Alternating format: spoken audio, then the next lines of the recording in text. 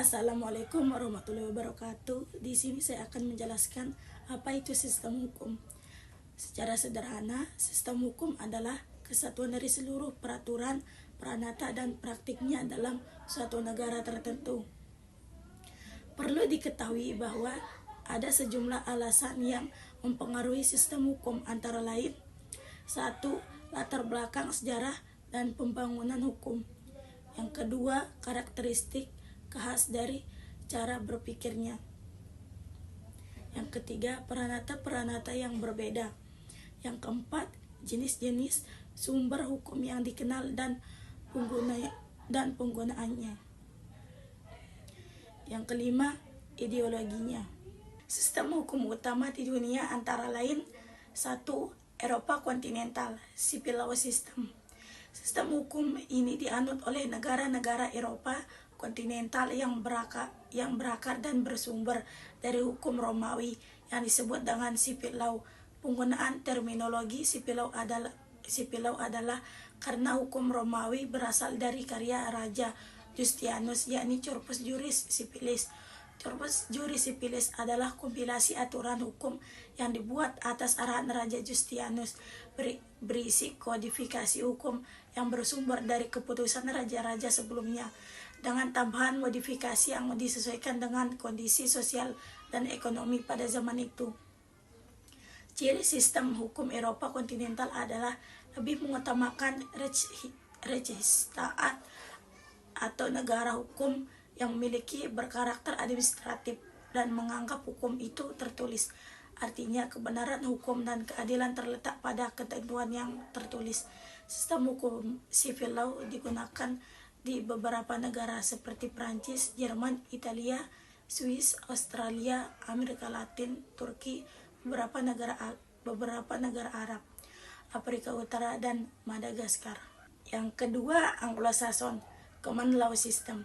Sistem hukum Anglo-Saxon adalah sistem hukum yang berkembang sejak abad ke-16 di Inggris.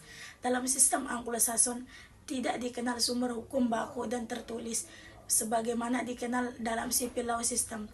Menurut common law system, sumber hukum tertinggi merupakan kebiasaan masyarakat yang dikembangkan di pengadilan atau telah menjadi keputusan pengadilan. Sumber hukum yang berasal dari kebiasaan inilah yang kemudian menjadi sistem hukum. Ini disebut common law system atau unwritten law, yang artinya hukum tidak tertulis.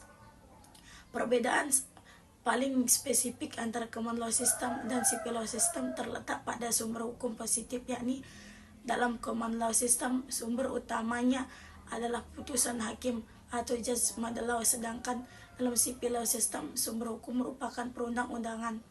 Beberapa negara yang menganut sistem hukum common law atau Anglo-Saxon adalah Inggris, India, Afghanistan, Australia, Kanada, Fiji, dan lain-lain. Yang ketiga, hukum adat.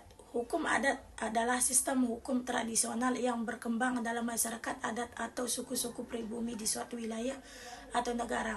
Sistem hukum ini didasarkan pada norma-norma, tradisi, dan aturan yang telah ada selama berabad-abad, seringkali turun-temurun dari generasi ke generasi. Hukum adat mengatur berbagai aspek kehidupan dalam masyarakat adat seperti kepemilikan tanah, warisan, perkawinan, penyelesaian sengketa, dan norma-norma sosial dan budaya lainnya.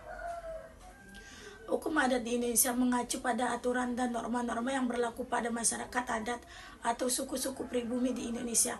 Hukum adat berbeda-beda antara satu suku atau daerah dengan yang lain. Beberapa ciri umum dari hukum adat di Indonesia: 1. Keanekaragaman. Setiap suku atau daerah memiliki sistem hukum adatnya sendiri yang mencerminkan budaya dan tradisi lokal. Yang kedua, tradisional. Hukum adat seringkali berakar pada tradisi dan adat istiadat yang telah ada selama berabad-abad. Yang ketiga, kepemimpinan lokal. Kepemimpinan dalam hukum adat seringkali dipegang oleh tokoh-tokoh tradisional atau kepemimpinan suku. 4. Penyelesaian sengketa. Hukum adat digunakan untuk menyelesaikan konflik internal dalam suku atau komunitas.